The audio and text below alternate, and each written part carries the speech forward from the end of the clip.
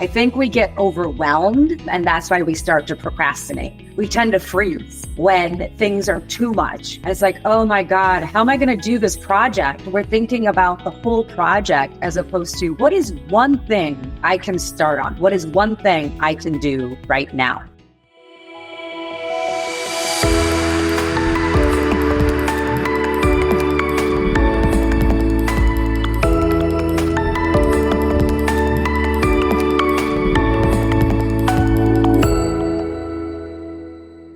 If we have this as a company norm, when we have meetings, we're going to focus and we're going to have our cell phones turned off. So when someone's looking for someone and the phones are turned off, it's an automatic assumption that they're really busy, and having that faith and trust in the psychological safety piece. So I think it doesn't have to be just individual. It could be a whole team that practices self-care and compassion and show up for one another. You lead mindful practice, and you also teach this. Can you tell us what that might look like? In the workplace, I work with teams and leaders that want to bring me in and really talk about what is the team's challenges. A lot of times it's prioritization. A lot of times it's communication, right? Having direct communication. I like to give actionable strategies and like to make all my workshops very experiential and learning from the group. So, we start with a, transitioning practice, I like to call it, to just settle down, because whenever we're coming from something else, our minds are still going, right? We rarely get a chance to catch up and just take a pause. And then, do a little bit of, didactic, meaning, I'm teaching some of the concepts, just like I'm talking here. And then really having the group have a discussion. I think it's important to bring the whole team in because we really learn from one another, right? And I also learn. And I think that's really important. And then just giving some takeaway strategies to practice. And I'm all about behavior change. I think a lot of this takes practice. I can talk about prioritization and everything makes sense, but how do we do it? How, right? How do we know our core values? How do we have these conversations with people? How do we slow down to speed up, right? How can we do that? How can we, maybe at the end of the day, we reflect, okay, what did I get done? What wasn't value added and wasn't serving my goals? And it's okay if we make some wrong decisions, because as long as we learn and grow from that. And so that's, how the programs look. And so we do it over a course of a few weeks so we can create small habits, nothing big. Like I said, taking 3 breaths doesn't take any time. And to your point, mindfulness doesn't have to look the same for everyone. It really is very different for each individual person.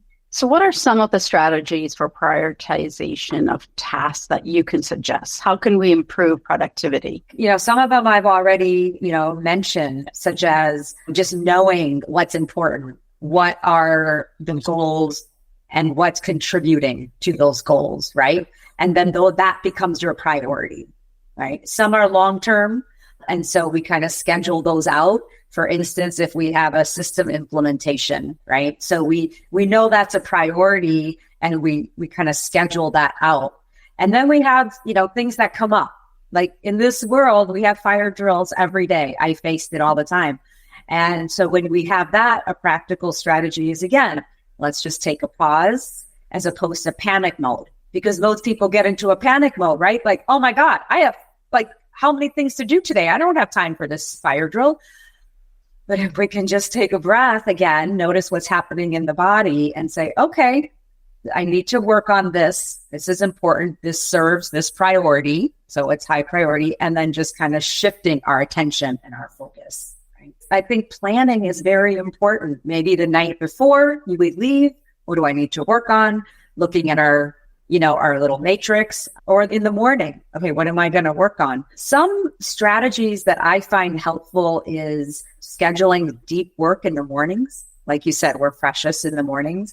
Maybe not just checking email. Most people just go straight to email, and it gives us that dopamine hit of okay, I'm checked this off. I responded. It feels good. But again, if we don't do that, we schedule email time. And maybe we do it at 9 in the morning and the afternoon, 3 times a day, and really focus on that deep work. I think when we have meetings as well, can we not multitask? Because multitasking is a myth, right? We actually get less done. We can only do one thing at a time. And it's actually switch tasking. It's our brain switch tasking from one thing to another. And it also creates a more distracted mind. Mm-hmm. So can we not be multitasking, writing an email while we're in a meeting, right? Responding to a Slack or Teams message as well. Other things are simple things like scheduling in performance breaks throughout the day. So going for a walk, maybe not necessarily being on social media. Many times we'll get on social media as our break, but can we get away from our desk and just step outside? Nature does wonders for our focus and calmness, right? And in that kind of being mode, we actually can be more productive.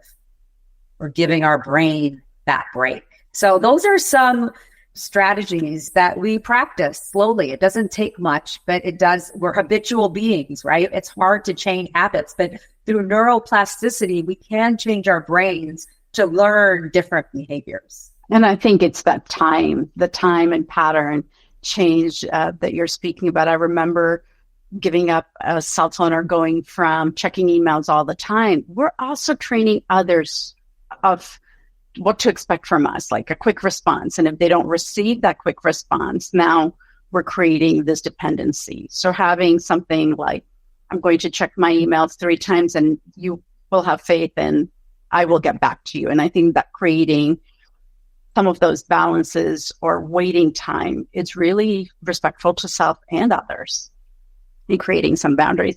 So how can we make better decisions more quickly and effectively? When we are making decisions, if we use our, kind of visualization of our matrix, and if we know our patterns, we can see, okay, is what I'm doing right now contributing to the most important tasks or priorities, which again goes back to our values.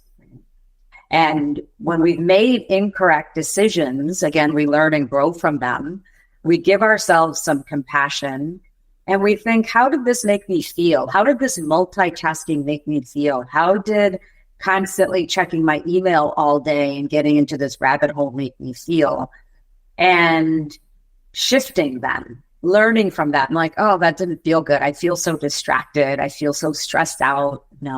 And then making the decision to, okay, I need to work on this task. I need to work on these slides. I need to work on automating this process, so I can spend more time analyzing the data, right? Again, it's all about taking that pause and slowing down for a moment to overcome that action addiction, making a more intentional decision from a place of pausing instead of autopilot behaviors that we often go to, right? Because it's easier. Our brain likes that. It takes less energy to do that for our brains if we just go into our habitual way of working, as opposed to trying something new, right? And being uncomfortable with that stillness for a little bit. Any change is definitely uncomfortable until that becomes part of our norm. So how do we balance urgent tasks that constantly pop up that we spoke about earlier with the long-term goals for ourselves and our company when coming up with prioritizing? So I think one of the things that you said is communication.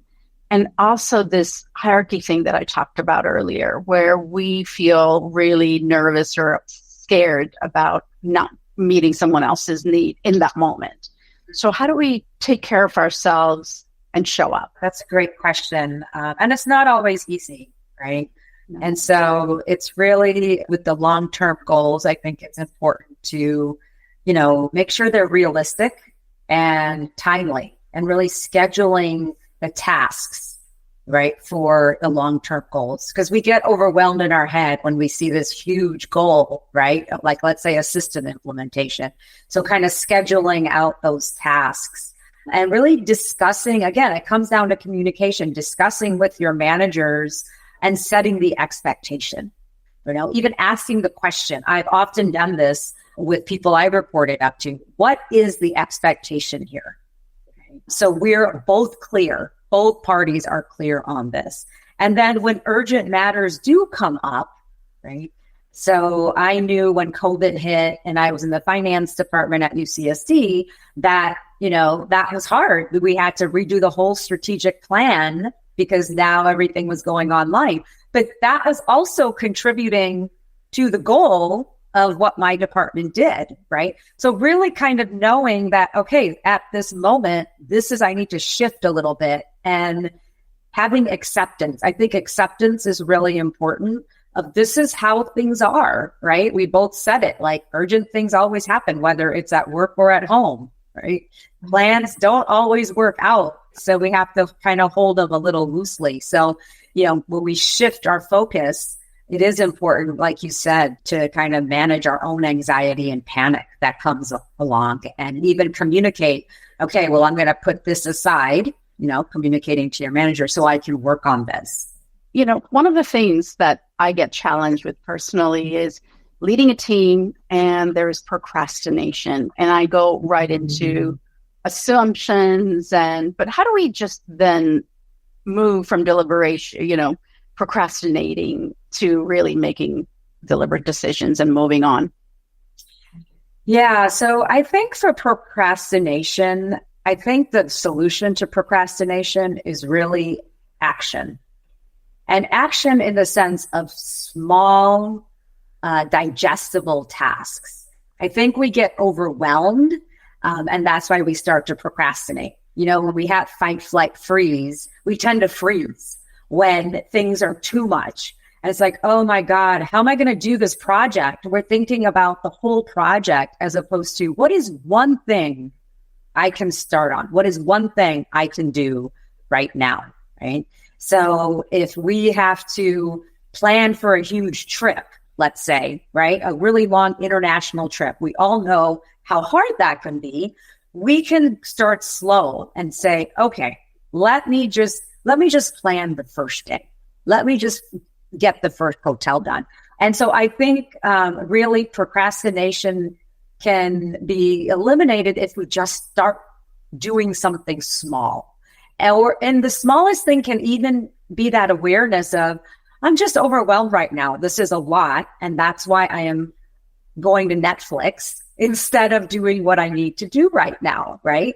And once we can do that, we slowly put one foot. It's just like put one foot in front of the other. And before we know it, we've completed like 5 tasks going toward that goal. If you like the content of this video, please don't forget to follow. And also, if you want more information, visit the website, yogipateltte.com.